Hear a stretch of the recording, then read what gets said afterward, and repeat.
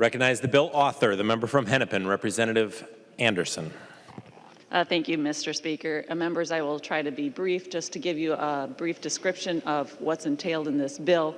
This bill does a couple of things, and I want to first start off with what it prioritizes. It prioritizes our veterans. We have in here a program that will help veterans find homes. So those homeless veterans have a place to stay after they've done a great service to our country. And Representative McDonald couldn't have kicked it off in a better way, recognizing those that served in World War I. On top of it, we also provide funding to train our courts in recognizing veterans that are suffering from post-traumatic syndrome so that they can get the help that they need to be successful citizens once they return from combat. We also expand the GI Bill. This is actually a Governor Dayton's provision that we've included in this legislation, as well as Representative Franke and Representative Nash. So we have that as part of the legislation. And then outside of our veterans, we also prioritize by helping out those that wish to own a home for the first time. So the first-time home buyers provision is part of this legislation. We also include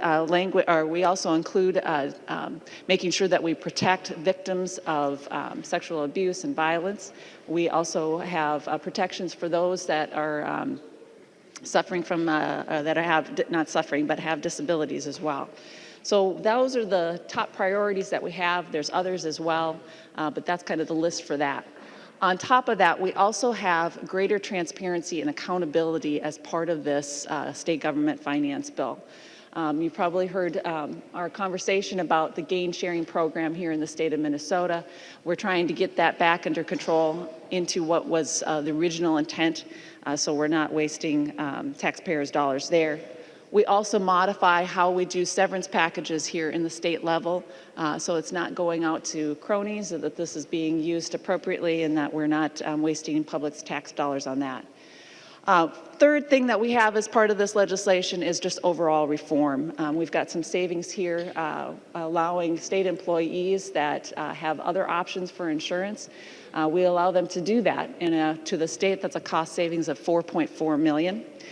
For our overall IT, we've got a consolidation, get us on the right track when it comes to IT, and we have savings to the state of $3 million out of that. So those are some kind of the highlights that we have as this legislation. And with that, Mr. Speaker, happy to take the amendments.